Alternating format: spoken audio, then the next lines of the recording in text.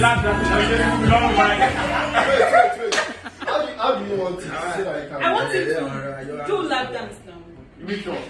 So you are doing his leg dance. I want to go. So how? Okay, Sherry, Sherry, do lap dance. Oh man, she will be the one. One of them here, right?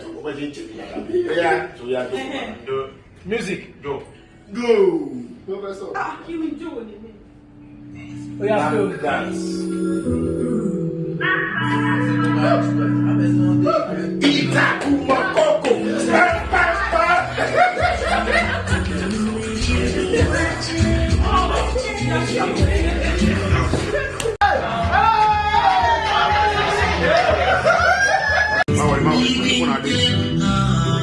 In the early 90s, that was the beginning. Mama had you, she was definitely smiling. Finally a girl, she was really, really happy. She called you joy, she called you never have a life, yeah. Joy, nothing but joy. That's what Mama felt when she had you, girl.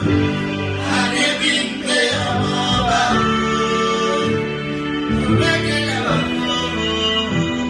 Come on, come on.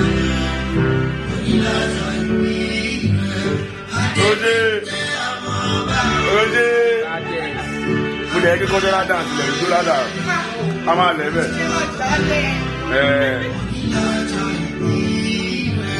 Now so. That was the beginning.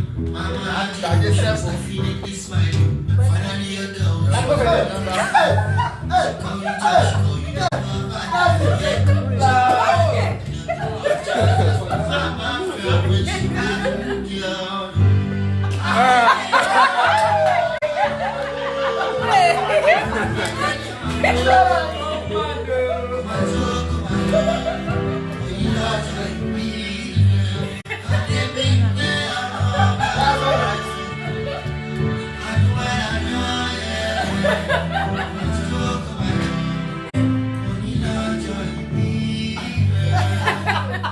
é para